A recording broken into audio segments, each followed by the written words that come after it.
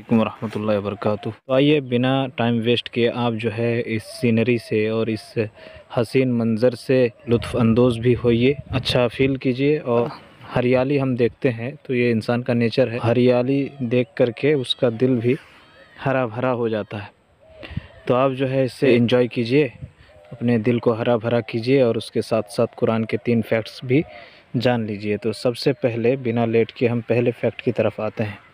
पहला फैक्ट जो कुरान का है, अन्ना सबबनल माअ सब्बा सुम्मा शक़क़नल अर्द शक़्क़ा, कि हमने पानी बरसाया फिर ज़मीन को फाड़ दिया। तो ज़मीन के फटन की जहाँ तक बात है, बीज के अंदर वो शक्ति नहीं है, वो ताकत नहीं है कि खुद से ज़मीन को फाड़ दे। देखिए आप देख रहे हैं जो ज़मीन में फटन है, गौर से देखिए तो आपको नज़र आ जाएगा। ये जो सब फटन है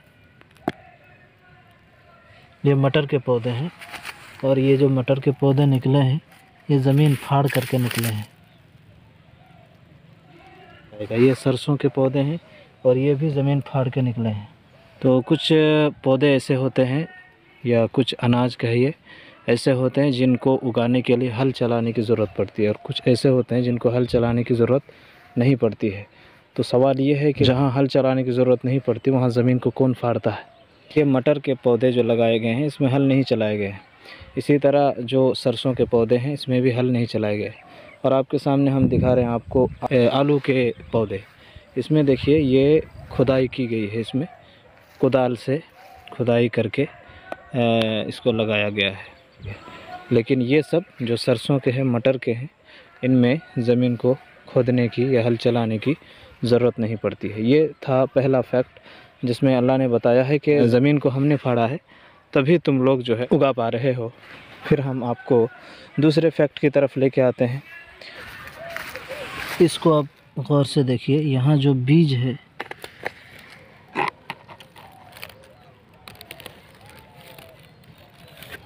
ये जितने पौधे हैं ये बीज के बीच में से निकाले गए हैं। अल्लाह ने कुरान में फरमाया इन्नल्लाह फालिकुल हब्बि वन्नवा, अल्लाह बीज को और गुठली को फाड़ने वाला है। तो यहाँ भी किसान की ताकत नहीं है या पौधे के अंदर वो ताकत नहीं है कि वो बीज को फाड़ करके निकल जाए, तो फाड़ने वाला अल्लाह है। तीसरा जो फैक्ट है उसके बारे में कुरान मजीद में बताया गया, युस्क़ा बिमाइन वाहिद व नुफ़द्दिलु बअदहा अला बअदिन फ़िल उकुल, एक ही पानी से सबकी सिंचाई की जाती है, उसके बावजूद हमने टेस्ट में एक दूसरे को हमने श्रेष्ठता दी है, एक दूसरे को फजीलत दी है। एक का टेस्ट बहुत ही बढ़िया होता है और एक का कुछ कम होता है उससे, मतलब हर चीज़ का, आम का टेस्ट अलग, नारियल का टेस्ट अलग, केले का टेस्ट अलग, अंगूर का टेस्ट अलग। इसी तरह सब्जियों में आप बैगन का टेस्ट अलग, आलू का टेस्ट अलग, मूली का टेस्ट अलग। इसी तरह दालों में भी आप देख लीजिए। तो ये तीसरा फैक्ट था जिसके बारे में कुरान बात करता है। ज़बरदस्त सीन है, उससे हमने रूबरू कराया आपको ताकि आपका दिल भी हरा भरा हो जाए और कुरान के फैक्ट के बारे में भी आप जान लें। तो कुरान का साफ़ तौर पर पैगाम है कि ये जो 3 चीज़ें हैं, ज़मीन फाड़ना है या बीज को फाड़ना है, गुठली को फाड़ना है, या फलों में या अनाज में अलग अलग टेस्ट पैदा करना है, ये सब अल्लाह का काम है। किसानों की बस की बात नहीं है। इसीलिए किसान अन्नदाता नहीं है, अन्नदाता अल्लाह है। ये किसान सिर्फ़ वर्कर है, काम करने वाले हैं। इनका काम होता है कि हल चला करके या ना चला करके बीज जो है डाल देना, सिंचाई के वक्त सिंचाई करना, लेकिन जो असल काम है वो अल्लाह ही करता है। और ये जो 3 काम है ये कोई भी नहीं कर सकता है दुनिया में अल्लाह के अलावा।